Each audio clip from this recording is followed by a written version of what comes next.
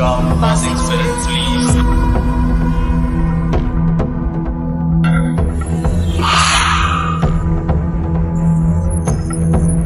मेरा नाम सनी है।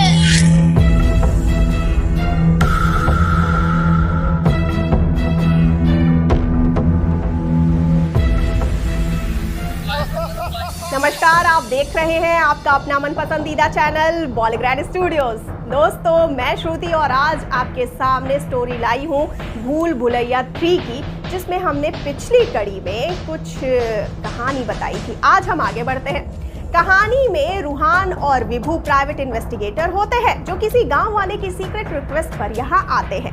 और जब रूहान गांव का नाम सुनता है तो वो चौंक जाता है, क्योंकि ये तो उसी का गांव होता है। लेकिन रूहान का परिवार हमेशा गांव से बाहर रहा है, तो कोई उसे नहीं जानता। गांव में पूछताछ करने के बाद पता चला कि गांव वालों को ऐसा लगता है कि रूहान के घर पर कोई बहुत भयानक आत्मा रहती है, जिसकी वजह से उनके गांव में इतनी सारी मौतें हुई हैं। रूहान और विभू गांव के मुखिया प्रताप सिंह से उन लोगों के नाम, फोटो या कोई भी इंफॉर्मेशन मांगते हैं। तो मुखिया जी उन्हें उन लोगों की फोटोज दिखाते हैं। रूहान और विभू दोनों उन फोटोज में जाने पहचाने चेहरे देखकर एक बार फिर से चौंक जाते हैं, क्योंकि वो चेहरे नंदिनी, खजूर, ऋषा और मिस्टी के थे। यानी कि चारों भूत जिन्हें गांव वाले खतरनाक बता रहे हैं, वो तो खुद विक्टिम्स निकले।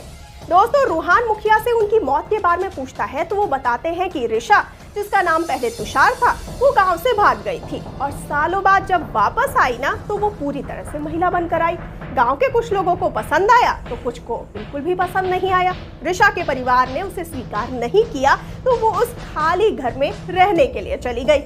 कुछ दिनों बाद हुआ क्या कि वो वहां रही और नंदिनी और मिस्टी की उससे दोस्ती हो गई। वो लोग ज्यादा से ज्यादा वक्त साथ में बिताने लगे।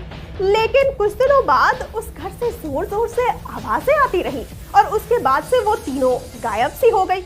उनके साथ ये खजूर भी कहीं गायब हो गया। रूहान ने पूछा, तो आप लोगों ने कंप्लेन क्यों नहीं लिखवाई? मुखिया बोला, क्योंकि अगली सुबह मेरे घर पर एक चिट्ठी आई जो खून से लिखी हुई थी और कहा गया था उसमें कि वो एक एक गांव वालों से बदला लेगी। अब कौन सी पुलिस ये मानेगी कि एक आत्मा ने ये चिट्ठी लिखी है?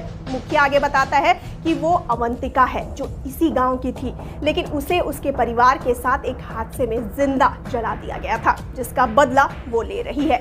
इसीलिए पुलिस को बुलाकर आखिर हम बताते भी तो क्या बताते।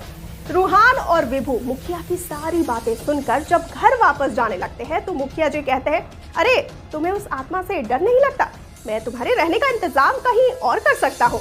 तो रूहान कहता है, नहीं नहीं मुखिया जी, हमारे सवालों के जवाब उस घर में ही मिलेंगे। और वो लोग जैसे ही अंदर जाते हैं, चारों भूत उन पर सवालों की बरसात करते हैं।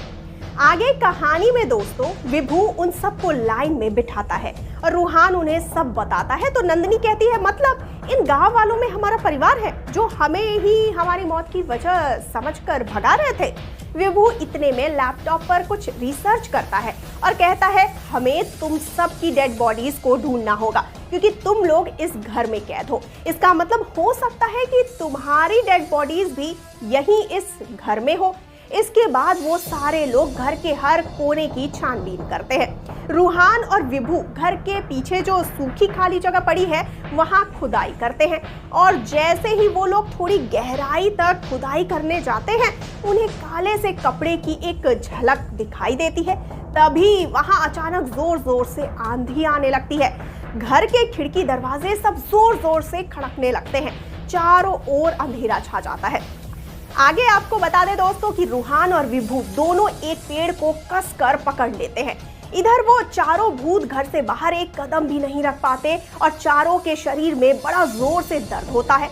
रूहान और विभू के आसपास तो जैसे भारी हवा आती है, जिसकी वजह से उन्हें सांस लेने में भी दिक्कत होने लगती है। और तभी एक डरावनी आवाज गूंजती है और कहती है, तुमने मेरे काम में दखल दिया, अब देख मैं तुम्हारी क्या हालत करती हूँ। और उन दोनों को ऐसा लगता है जैसे कोई जोर से उनका गला दबा रहा हो। उधर नंदिनी, मिस्टी, ऋषा और खजूर भी जमीन पर अपना गला पकड़ते हुए गिर जाते हैं। तो क्या बचा पाएंगे सब लोग या रूहान और विभू भी बनेंगे भूत? जानिए पूरी कहानी हमारे नेक्स्ट वीडियो में।